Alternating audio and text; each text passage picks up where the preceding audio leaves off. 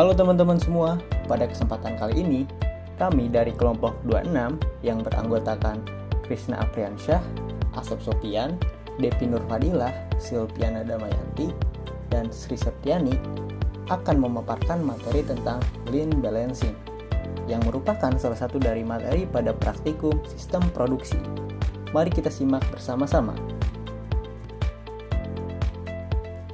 Baik, sekarang kita masuk ke materi line balancing. Sebelum kita mengetahui bagaimana perhitungan menggunakan line balancing, kita harus tahu terlebih dahulu nih, apa itu definisi dari line balancing dan tujuan dari line balancing ini sendiri.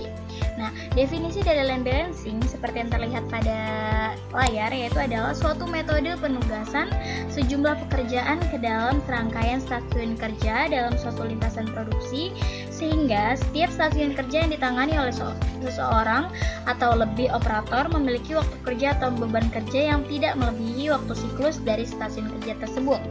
Atau secara singkatnya, line balancing ini merupakan suatu metode yang digunakan untuk mengoptimalkan waktu yang diperlukan untuk menyelesaikan suatu proses produksi.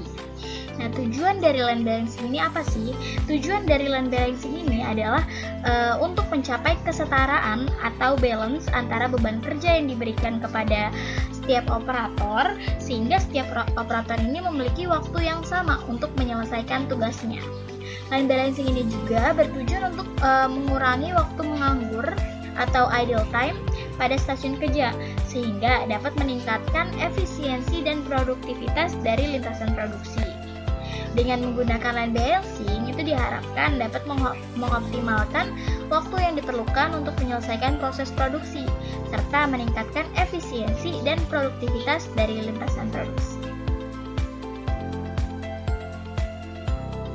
Nah, setelah itu ada istilah dalam line balancing. Jadi ada 9 istilah dalam line balancing yang perlu kita ketahui nih sebelum melakukan perhitungan. Nah, yang pertama itu ada production speed. Nah, production speed ini adalah kecepatan produksi suatu perusahaan atau organisasi. Ini tuh dapat diukur dengan jumlah produk yang diproduksi dalam satuan waktu tertentu, seperti jam atau hari kerja. Nah, yang kedua itu ada waktu siklus atau cycle time. Nah, cycle time ini adalah waktu yang diperlukan untuk menyelesaikan suatu produksi dari awal hingga akhir. Yang ketiga ada waktu stasiun. Waktu stasiun adalah waktu yang diperlukan oleh seorang operator untuk menyelesaikan tugas pada stasiun kerja. Terus yang keempat ada idle time.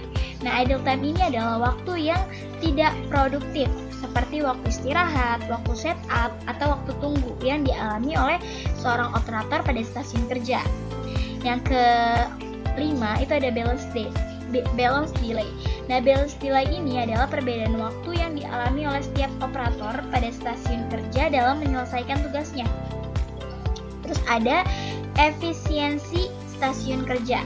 Efisiensi stasiun kerja adalah tingkat efisiensi suatu stasiun kerja dalam menyelesaikan tugasnya. Ini dapat diukur dengan menghitung rasio antara waktu yang efektif dengan waktu total yang dihabiskan oleh operator pada stasiun tersebut. Yang ke-7 itu ada efisiensi lintasan produksi, yaitu adalah tingkat efisiensi dari keseluruhan lintas produksi termasuk semua stasiun kerja yang terlibat. Terus ada smoothness index. Nah, smoothness index itu adalah indeks yang mengukur tingkat kesetaraan balance beban kerja antara operator pada stasiun kerja. Terus ada workstation. Nah, workstation ini adalah suatu tempat atau area kerja yang dilengkapi dengan alat dan mesin yang diperlukan untuk menyelesaikan suatu tugas atau proses produksi. Selanjutnya yaitu terdapat metode-metode yang digunakan dalam line balancing. Untuk line balancing ini terdapat beberapa teori yang dikemukakan oleh para ahli yang meneliti bidang ini. Secara garis besar, line balancing bisa dioptimalkan dengan 2 metode, yaitu metode analitis dan metode heuristik. Nah, di sini kita akan membahas mengenai 3 metode yang umum dipakai dalam pemecahan masalah line balancing. Yang pertama yaitu terdapat metode Helgason dan Birney atau Rank Positional Wedge atau RPW. Yang kedua yaitu ada metode Gilbridge and Western Heuristic atau Region Approach. Dan yang ketiga yaitu metode Large Candidate Rules. Nah, selanjutnya kita akan bahas satu persatu dari ketiga metode tersebut. Yang pertama, terdapat metode Helgeson dan Birney, atau yang lebih dikenal dengan Rank Positional Wage atau RPW. Adapun langkah-langkah yang dapat dilakukan dalam metode RPW ini yaitu yang pertama, menghitung bobot posisi untuk setiap elemen yang diperoleh dari penjumlahan waktu pengerjaan elemen tersebut dengan waktu pengerjaan elemen lain yang mengikuti elemen tersebut. Adapun langkah pertama ini dapat dilihat pada tabel di bawah ini. Selanjutnya yang kedua yaitu menghitung bobot posisi setiap elemen kerja. Bobot posisi suatu elemen adalah jumlah waktu elemen-elemen pada rantai terpanjang dari mulai elemen tersebut sampai elemen terakhir. Adapun penghitungan bobot RPW ini yaitu dengan waktu proses ditambah dengan waktu proses operasi berikutnya atau elemen yang mengikutinya.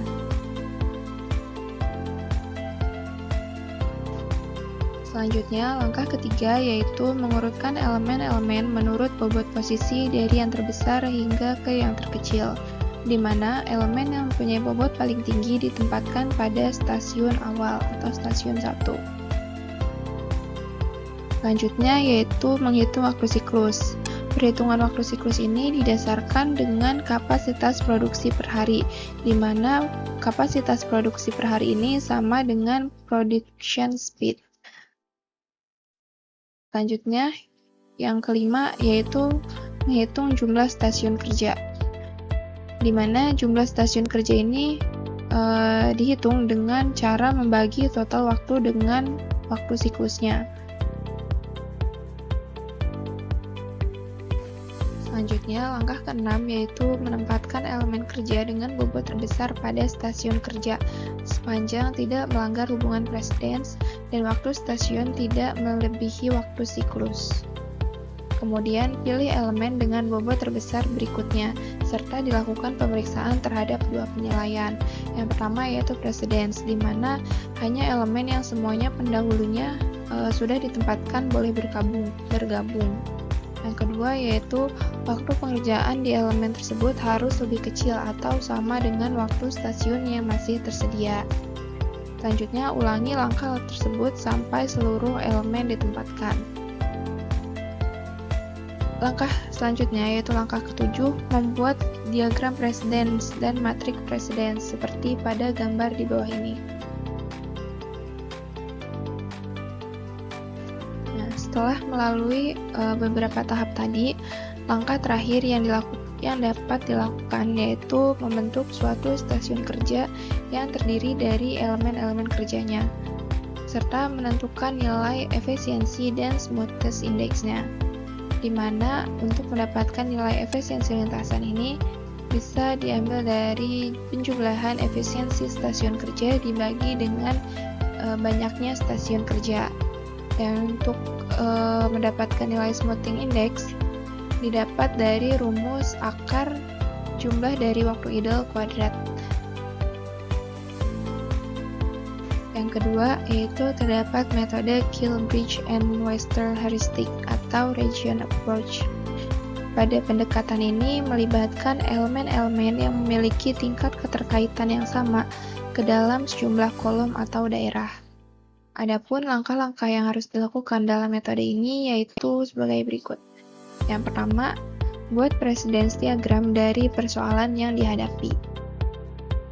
Yang kedua, yaitu membagi elemen-elemen kerja dalam diagram tersebut ke dalam kolom-kolom dari kanan ke kiri. Yang ketiga, gabungkan elemen-elemen dalam daerah precedence yang paling kiri dalam berbagai cara, dan ambil hasil gabungan terbaik yang hasilnya sama atau hampir sama dengan waktu siklus. Yang keempat, apabila terdapat elemen-elemen yang belum bergabung dan jumlahnya lebih kecil dari waktu siklus, maka lanjutkan penggabungan dengan elemen di daerah precedence di kanannya dengan memperhatikan batasan precedence. Selanjutnya, yaitu dilakukan proses yang sama sampai semua elemen bergabung dalam suatu stasiun kerja. Langkah terakhir yaitu menentukan nilai line efficiency, balance delay, dan smoothness index-nya.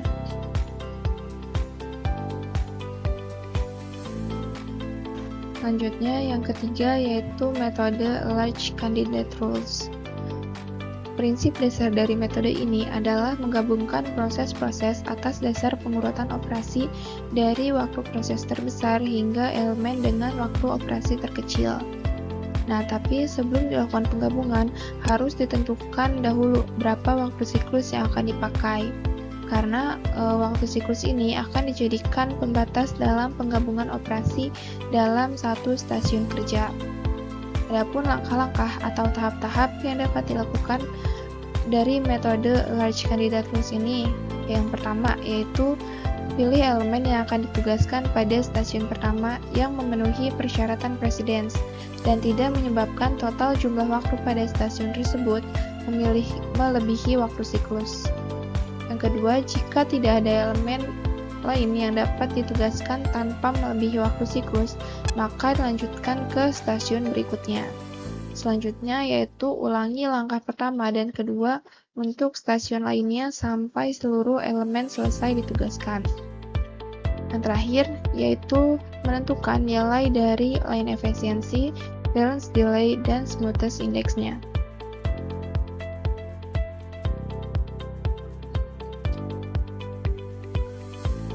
Baik, selanjutnya kami akan menjelaskan mengenai perhitungan line balancing yang dikerjakan dalam studi case pada praktikum sistem produksi 2022. Pada perhitungan line balancing kali ini sebenarnya ada beberapa metode yang umumnya dipakai dalam pemecahan masalah tersebut. Akan tetapi pada saat ini kita menggunakan metode Helgison atau Birney. Metode ini biasanya lebih dikenal dengan RPW atau Rank Position Weight System, di mana langkah-langkah dalam metode RPW adalah sebagai berikut. Pertama, menghitung bobot posisi untuk setiap elemen yang diperoleh dari penjumlahan waktu pengerjaan elemen tersebut dengan waktu pengerjaan elemen lainnya di elemen tersebut. Nah, dapat kita lihat bahwa pada tabel berikut mencakup keseluruhan dari langkah-langkah yang pertama. Baik, kita uraikan bahwa penentuan yang pertama, kita harus menentukan deskripsi elemen kerja tersebut, di mana deskripsi elemen kerja ini yaitu proses yang ada pada OPC. Dapat kita lihat bahwa pasang stiker pada koper terdapat pada OPC pada proses produksi yang pertama. Kita masukkan sini seperti yang kita ketahui bahwa dalam pemasangan Tamiya ini ada 18 proses. Selanjutnya kita masukkan semuanya. Setelah menentukan deskripsi dari elemen kerja tersebut, kita menentukan waktu dari proses elemen kerja. Nah, proses elemen kerja ini dapat kita lihat juga pada OPC. Dapat kita lihat bahwa pada pasang stiker pada cover yaitu sebesar 27,92 detik. Kita selanjutnya memasukkan angka tersebut pada tabel ini. Begitupun dengan langkah selanjutnya, kita tinggal masukin aja semuanya dan didapatkan total waktu tersebut. Setelah itu dalam perhitungan waktu RPW harus menggunakan waktu satuan menit. Dikarenakan tadi waktu satuan detik, kita ubah dari detik ke menit dengan cara mengklik waktu dalam satuan detik dibagi dengan 60. Selanjutnya yaitu penentuan presiden atau operasi yang mendahului, di mana dapat kita contohkan pada pasang stiker pada cover tidak ada presidennya. Kenapa? Baik, kita contohkan bahwasanya pada operasi pasang stiker pada cover itu tidak ada operasi yang mendahului. Akan tetapi kita contohkan pada pasang as belakang pada sasis meja esi. Di sini terdapat pada proses 4, yaitu pasang as belakang pada sasis meja esi. Ada 2 proses yang dahulunya, yaitu proses kedua dan ketiga. Dapat kita lihat atau langsung kita simpan di presiden, yaitu pada proses kedua dan ketiga. Begitupun pada proses-proses elemen kerja lainnya. Dan kita lihat apakah ada proses yang mendahului sebelumnya. Selanjutnya, menentukan elemen yang mengikuti. Elemen yang mengikuti ini yaitu elemen setelah proses yang ada pada elemen kerja. Kita contohkan pada pasang stiker pada cover. Kita lihat di OPC bahwa pasang stiker pada cover. Selanjutnya ada proses 17 dan 18. Nah, ini elemen yang mengikutinya ada di operasi 17 dan 18. Begitupun dengan deskripsi elemen kerja kedua juga dapat kita lihat pada pasang roda bumper atau bodi kerja asi. Elemen yang mengikutinya yaitu ada proses 4, proses 6, 7, 11, dan selanjutnya. Nah, ini kita tentukan semua dengan melihat acuannya pada proses yang ada di OTC. Selanjutnya, nilai RPW. Nilai RPW ini didapatkan atau sudah masuk pada langkah yang kedua, yaitu menghitung bobot posisi setiap elemen kerja. Bobot posisi suatu elemen adalah jumlah waktu elemen-elemen pada rantai terpanjang mulai elemen tersebut sampai elemen terakhir. Bobot RPW sama dengan waktu proses tersebut ditambah waktu proses operasi berikutnya. Nah, dalam penghitungan RPW ini seperti yang dijelaskan barusan bahwasanya didapat dari jumlah waktu proses pada perhitungan sebelumnya. Di sini seperti yang kita ketahui bahwa terdapat 18 proses operasi dengan beberapa waktu yang ada. Contoh di operasi yang pertama itu pasang stiker pada cover. Yang elemen yang mengikuti deskripsi elemen kerja tersebut yaitu elemen 17 dan 14. Berarti itu kita masukkan nilai waktu operasi di elemen yang mengikutinya, yaitu di proses 17 dan 18, yaitu 23,96 dan 19,77. Begitupun di operasi yang kedua, yaitu elemen yang mengikutinya ada pada operasi 4, 6, 7, 11 dan selanjutnya. Setelah itu kita menentukan waktu operasi dari setiap proses tersebut. Nah, 4, 6, 11. Nilai-nilai ini merupakan waktu dari proses elemen kerja tersebut. Setelah itu, untuk menghitung RPW dengan rumus atau penjumlahan dari setiap waktu proses elemen kerja yang mengikutinya.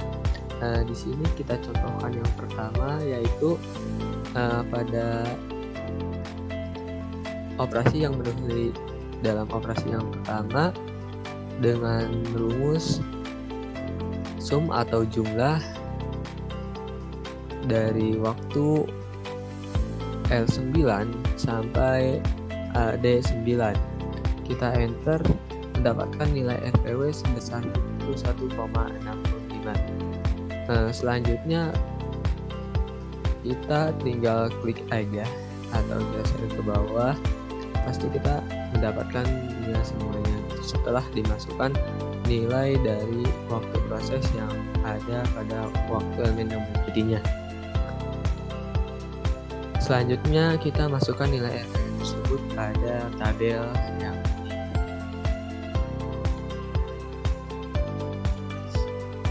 Setelah langkah kedua, yaitu langkah selanjutnya urutkan elemen-elemen menurut bobot posisi dari yang terbesar ke yang terkecil. Elemen yang mempunyai bobot paling tinggi ditempatkan pada stasiun pertama. Nah, kita kan udah dapat ya nilai RPW gitu, yang di sini rangkumannya. Setelah itu dari nilai RPW ini kita urutkan menjadi dari urutan yang terbesar ke terkecil. Nanti masukkan pada tabel pengumpulan RPW ini. Nah, setelah kita urutkan nilai RPW terbesar dan yang terkecil, berarti untuk waktu, detik, dan elemen yang mengikuti di atas ini harus menyesuaikan juga dengan nilai RPW yang paling terbesar. Setelah itu, setelah data-data tersebut didapatkan, kita masuk pada langkah selanjutnya, yaitu menghitung waktu siklus. Perhitungan waktu siklus berdasarkan pada kapasitas produksi per hari, di mana kapasitas produksi per hari dengan rumus demand dibagi jumlah hari kerja dalam satu hari, di mana nilai demand ini didapatkan dari tabel MPS yang udah dihitung dibagi dengan hari kerja yang sudah diterapkan pada data entry, yaitu sebanyak 275 hari, dan didapatkan nilai sebanyak 120,68 menit untuk kapasitas produksinya gitu. Nah, selanjutnya menentukan waktu siklus. Waktu siklus ini didapatkan dengan rumus 60 menit dikali 8 jam kerja per kapasitas produksi per hari, di mana 8 jam kerja ini sudah ditentukan juga pada data entry per harinya, yaitu waktu kerja selama 8 jam kerja. Nah, kita langsung hitung saja 60 dikali 8 jam kerja dibagi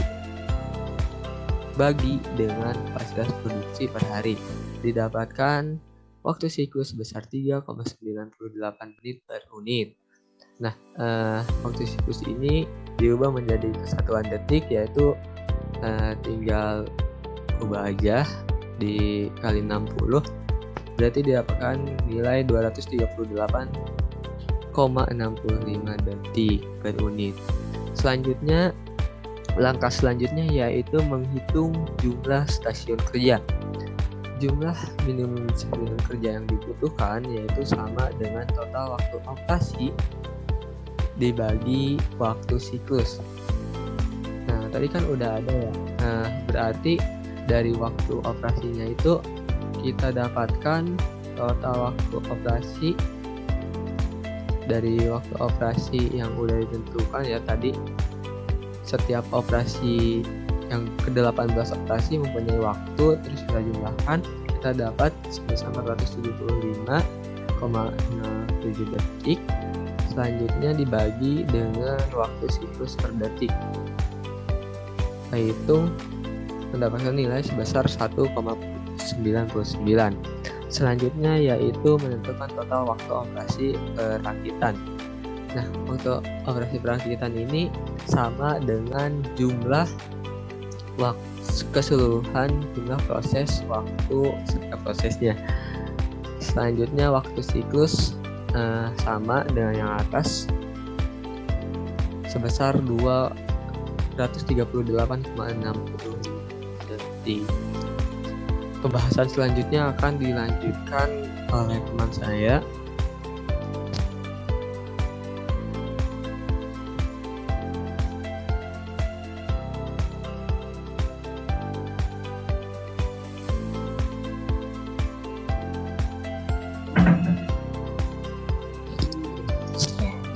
Baik, dilanjutkan dengan tabel pengelompokan stasiun kerja berdasarkan RPW. Di sini ada 3 work center. Karena di sini itu minimalnya 2, kita kelompokin jadi 3 work center. Nah, di sini ada operasi yang di sini kita langsung kelompokin ke jadi 3 work center. Di sini kan udah diurutin juga berdasarkan RPW-nya. Kita tinggal pindahin aja. Kemudian di sini ada waktunya, tinggal pindahin aja juga.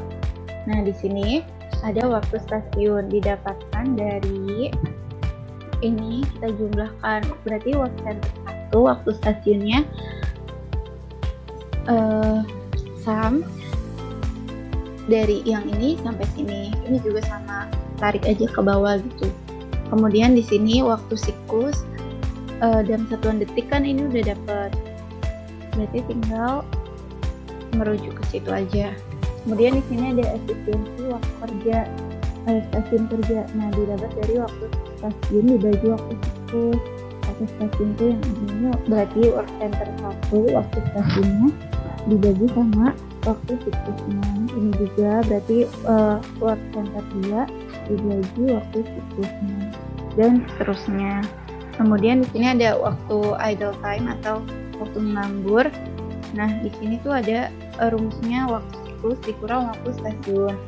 Waktu siklusnya itu yang ini kan, berarti kita kurangi aja ini, dikurangi ini. Yang kedua juga berarti waktu siklus dikurang work center yang kedua, waktu stasiunnya. Dan selanjutnya, kemudian kita totalin di sini di bawah. Kemudian di sini ada waktu idle dipangkatkan pangkat 2 gitu. Berarti ini kita tinggal pangkatkan 2, ini juga. Dan work center 3 juga. Kemudian di sini ada item summary-nya. Jadi waktu siklus itu kan udah di sini dalam satuan detik, berarti kita ambilnya dari sini. Atau dari sini juga boleh gitu. Nah, kemudian di sini ada total waktu operasi perakitan. Kita lihat di sini harus sama yang ini. Berarti kita boleh ambil antara keduanya, salah satunya aja karena hasilnya sama. Kemudian di sini ada minimal stasiun kerja yang dibutuhkan. Nah, di sini tuh yang ditulis adalah waktu work center yang aktual gitu. Jadi aktualnya kan kita jadi 3 work center, berarti kita tulis 3. Kalau misalnya aktualnya kita bagi jadi 2, berarti kita tulis 2 gitu. Karena di sini 3, berarti kita tulis 3 stasiun. Selanjutnya di sini ada efisiensi lintasan. Itu didapatkan dari total efisiensi stasiun kerja dibagi minimal stasiun kerja yang dibutuhkan. Jadi total efisiensi stasiun kerja itu kita dapetin dari sini 199,07%. Kita bagi 3. Nah, didapatkan hasilnya 66,36. Kemudian ada balance nilai. Balance nilai itu tinggal 100% dikurangi efisiensi lintasan, berarti 100% dikurangi 66,36%. Dapatkan hasilnya 33,64. Nah, di sini ada smoothing index. Smoothing index ini didapatkan dari square root dari jumlahnya ini, waktu idle yang sudah kita pangkatkan. Didapatkan hasilnya 140,01 detik. Kemudian di sini kita buat gitu precedence diagram line balancing. Di sini kita karena kita bagi dia jadi 3 work center, berarti kita tinggal lihat aja di sini sebenarnya di work center 1 kan 2, 3, 5, 4, 9 dan 6. Berarti di work center 1 itu ada operasi 2, ada operasi 3, ada operasi 4, 5 dan 6. Nah, kita tinggal lihat di sini sebenarnya operasi 2 itu di sini. Nah, kita lihat aja di sini operasi 2 itu ada yang mengikuti nggak gitu. Precedence-nya kan 0 nih. Tadi itu 2, 3, 4, 5, 6. Kita tinggal lihat di sini 2 tuh nggak ada kan, kosong, berarti nggak ada yang mengikuti, berarti 2 itu yang paling pertama gitu di sini. 3 juga nggak ada yang mengikuti, 5 juga nggak ada yang ngikutin. Berarti kalau 4 kita bisa lihat precedence-nya itu 2 dan 3 gitu. Karena 2 itu selanjutnya operasi 4, 3 itu selanjutnya operasi 4. Kalau 6 berarti yang mengikutinya tuh semuanya dari 2, 4, 3, 5 itu precedence-nya dari 6. Oke, kita lanjutin aja ke ini berarti ke work center 2 kan ada 8, 7, 10, 11, 12, 13. Di sini berarti ada operasi 8, 7, 10, 11, 12, 13. Nah, kita tinggal liatin aja di sini presidensinya kan udah kita kelompokin gitu. Berarti tinggal digambarkan di sini. Begitupun selanjutnya di stasiun kerja 3. Nah, di sini dapat kita lihat di work center 3 tuh ada 14, 15, 1, 16, 17, 18. Berarti kita tinggal gambarkan aja 14 itu yang mendahului stasiun work center sebelumnya, kemudian 15 itu yang mendahului ini dan sebelumnya, 16 berarti ini 2 dan sebelumnya, 17 berarti yang mendahului itu 1, 14, 15, 16 dan operasi stasiun sebelumnya, kemudian 18 itu berarti diikuti dengan presiden semua operasi gitu. Nah, di sini dapat kita lihat smoothing index-nya itu 140,1. Dapat disimpulkan line balancing yang didapatkan dari kelompok kami itu dengan menggunakan metode RPW tersebut disimpulkan bahwa line balancing-nya itu belum cukup baik atau lancar. Dengan balance delay-nya itu di sini dapat dilihat 33,64%. Nah, dan smoothing index-nya tuh 140,01. Kenapa belum cukup baik? Karena nilai smoothing index itu harus bisa lebih kecil. Lagi gitu dari 140,01. Nah, karena semakin kecilnya smoothing index, maka semakin baik performance lininya. Jadi hasil yang didapatkan itu kesimpulannya belum baik karena ini masih bisa lebih kecil lagi dari 140,01.